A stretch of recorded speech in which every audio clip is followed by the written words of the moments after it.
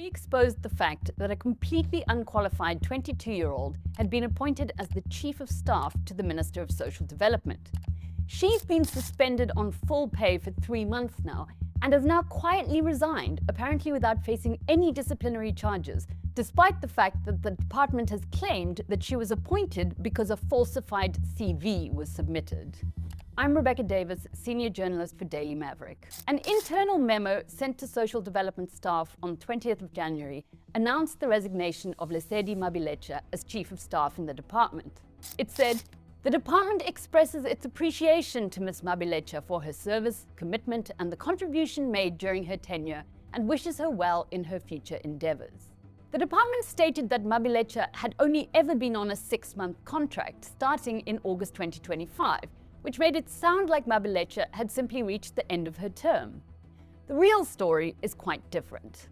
Mabilecha had originally been appointed in 2024 as Minister Sisisi Tolashe's private secretary, despite the fact that, as Daily Maverick subsequently revealed, the department's top officials had explicitly been warned by their HR department that Mabilecha did not even meet the minimum requirements for the role of secretary.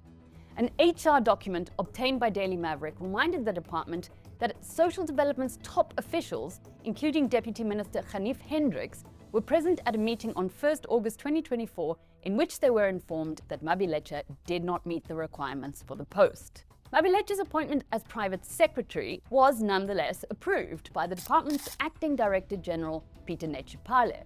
Now, given that the department already knew that it was unlawful for Mabilecha to be appointed at the far more junior level of private secretary, the fact that she would go on to be promoted to acting Chief of Staff, which is one of the most senior positions in government with an annual salary of almost 1.4 million rand, remains inexplicable. Inexplicable, that is, beyond the fact that Mabilecha appears to be the niece of Minister Tolashe's favoured special advisor, Ngwako Kgatla. As a reminder, at the time when she was appointed, 22-year-old Mabilecha held a marketing diploma from Rosebank College and had virtually no work experience beyond some promotional gigs for Rosebank College. After Daily Maverick reported on Mabilecha's appointment as Chief of Staff, she was quietly removed from the position in September 2025 with no reasons given. Appearing before Parliament on 9th of October to account for this and several other questionable hiring and firing decisions, Tolashe confirmed that Mabilecha had been placed on precautionary suspension with full pay, and she claimed that Tolashe's former Chief of Staff, Zanele Simmons, had smuggled Mabilecha into the employ of the department by falsifying Mabilecha's CV. No evidence was provided of this and no suggestion given as to what Simmons' motivation could have been. There's also no indication that Simmons had any prior relationship with Mabilecha. The day after Tolashe's parliamentary appearance, she wrote to acting DG Netshipale to present him with disciplinary charges relating to, among other allegations, having failed to scrutinize the appointments in the office of the minister, thus bringing the minister in disrepute, an apparent reference to Mabilecha's appointment. In other words, Tolashe pinned all the blame for Mabilecha's appointment on 2 senior officials in her department, and seemingly none of the blame on herself, Mabilecha, or Mabilecha's uncle Kgatla. During this period, Tolashe also lied to Parliament, claiming to the Social Development Committee that Daily Maverick had apologized for its false reporting on her department's staffing issues. We had not. Lying to Parliament, by the way, is a statutory offence, punishable by a fine or imprisonment of up to 3 years.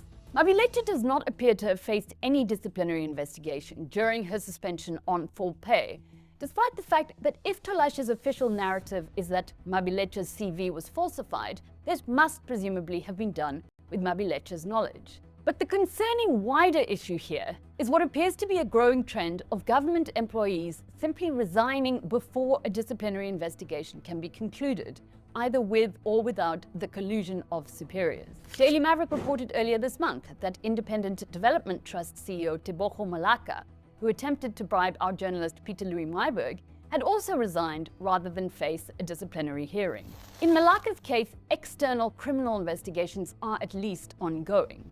But where criminal charges are not being pursued, as in the case of Mabilecha, the person suspected of wrongdoing effectively escapes any accountability at all, just by resigning.